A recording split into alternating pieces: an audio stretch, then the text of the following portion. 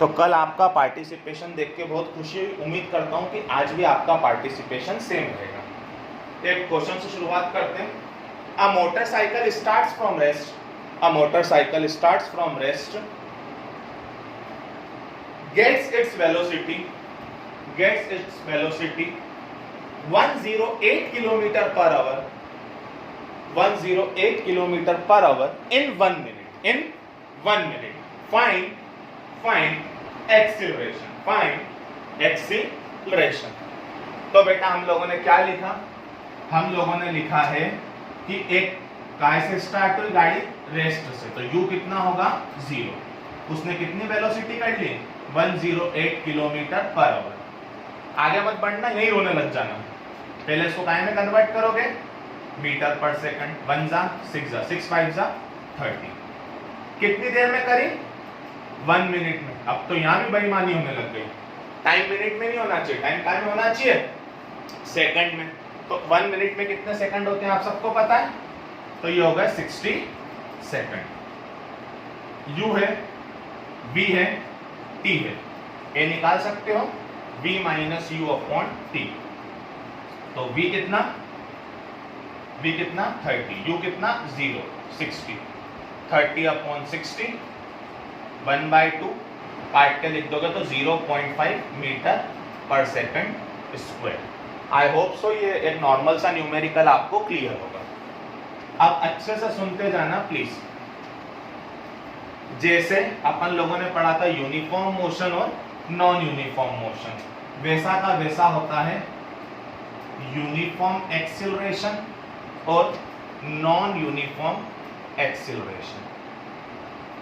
समझना, कोई सी गाड़ी फर्स्ट सेकंड में 5 मीटर चली, सेकंड में 6 मीटर चली, थर्ड सेकंड में 7 मीटर चली, फोर्थ सेकंड में 8 मीटर चली। तो आप ढंग से देखो तो गाड़ी हर सेकंड में अपनी स्पीड 1 से बढ़ा रही है। अपनी स्पीड कैसे बढ़ा रही है? 1 से। अपनी वेलोसिटी कितने से बढ़ा रही है? 1 से।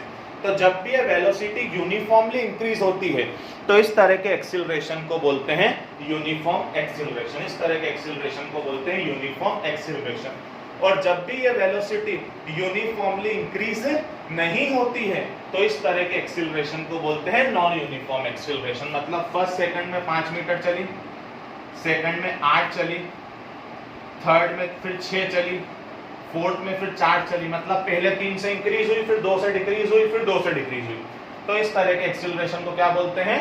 Non uniform acceleration. तो जब भी यूनिफॉर्मली बढ़ेगी तो यूनिफॉर्म एक्सीलरेशन, और यूनिफॉर्मली नहीं बढ़ेगी तो non uniform acceleration. Please uniform motion, non uniform motion, uniform acceleration और नॉन यूनिफॉर्म एक्सीलरेशन दोनों चीज को अलग अलग रखना। इन दोनों चीज को मिक्स और मैच मत करना। क्लियर है?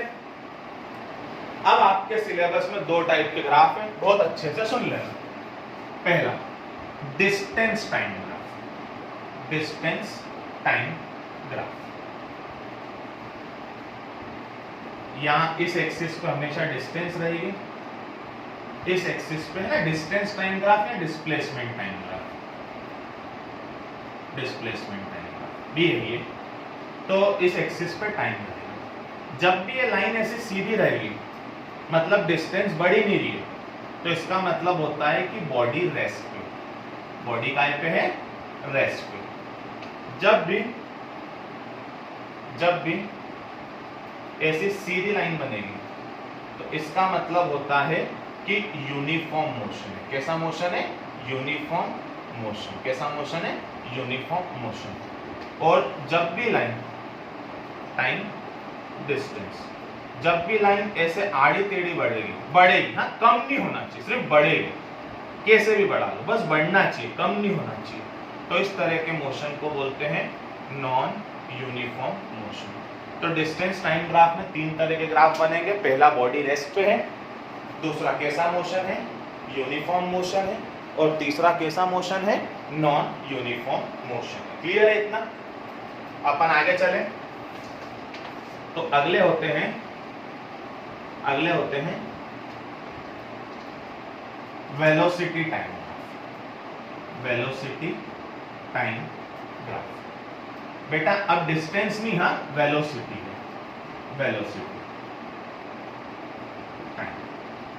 अगर वेलोसिटी कांस्टेंट है, बेटा वेलोसिटी कांस्टेंट है मतलब स्पीड कांस्टेंट है, गाड़ी रुकी हुई नहीं है, एक जैसी स्पीड से चल रही है, तो इसको अपन लोग बोलते हैं यूनिफॉर्म मोशन। कैसा मोशन बोलते हैं? Uniform motion.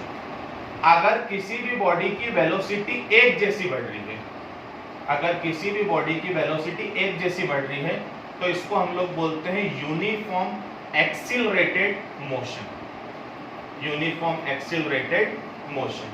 अगर किसी भी बॉडी की वेलोसिटी इस तरीके से कर्व में बढ़ रही है, तो इसको हम लोग बोलते हैं non uniform accelerated motion, non uniform accelerated motion. अगर किसी भी बॉडी की वेलोसिटी एक जैसी कम हो रही है, एक जैसी कम हो रही है, तो इसको बोलते हैं यूनिफॉर्म डी एक्सिलरेशन। और अगर किसी भी बॉडी की वेलोसिटी ऐसे कर्व में कम हो रही है, तो इसको बोलते हैं non uniform D acceleration, non uniform D acceleration. बेटा ये ना बहुत जल्दी में हो गया, पर इनको ना मजाक में लेना मत, ये बहुत इंपॉर्टेंट और बहुत हेवी चीज है, ये सारी चीजें आपको बहुत अच्छे से आना चाहिए। क्लियर है ये चीज? ये ग्राफ बहुत अच्छे से बनाना बेटा।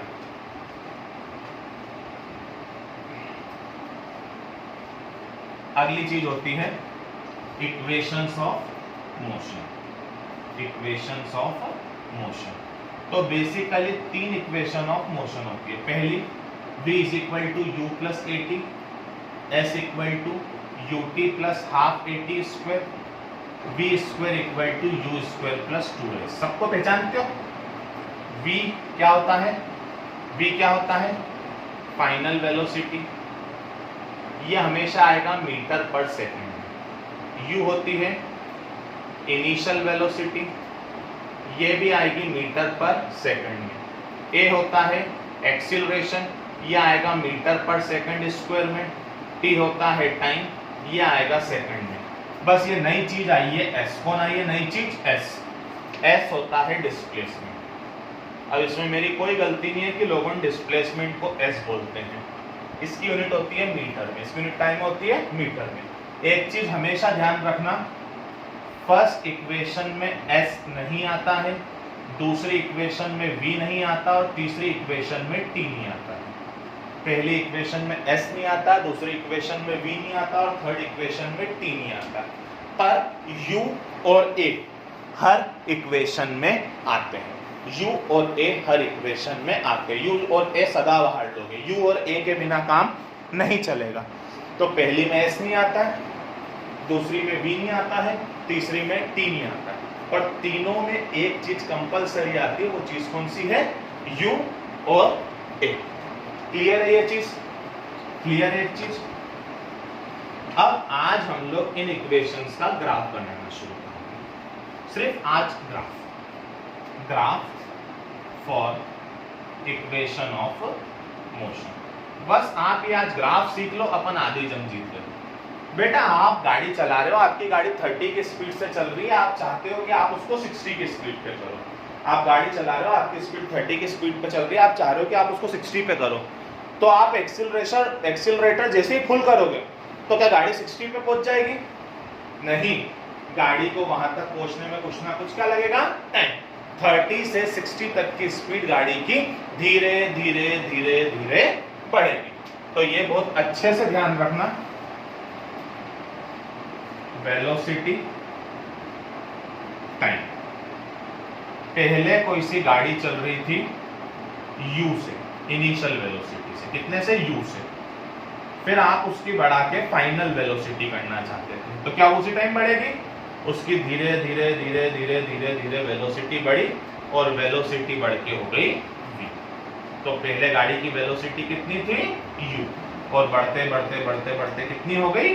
v। इसको कुछ भी नाम दे दो, a b c d। तो u से v तक पहुंचने में कुछ ना कुछ टाइम लगा, तो जो टाइम लगा उस टाइम को हमने मान लिया t। कितना मान लिया? t। बस यही ग्राफ होता। आपके स्कूल वाले इसमें 4-5 लाइन बनवाए, कोई बनाने की जरूरत नहीं। तो इनिशियल वेलोसिटी कितनी लेते हैं? u, फाइनल वेलोसिटी कितनी ली? v, और टाइम कितना लगा? t। एक स्पेशल नोट बहुत अच्छे से ध्यान रखना, area under velocity time graph, area under velocity time graph is called displacement. अगर जब भी हम लोग बात करेंगे डिस्प्लेसमेंट की तो वेलोसिटी टाइम ग्राफ का हम लोगों को क्या निकालना रहेगा, एरिया। तो area under v t graph is known as displacement. बहुत अच्छे से पढ़ना बेटा, तभी कल इक्वेशन ऑफ मोशन समझ में आएगी। ठीक है, थैंक यू।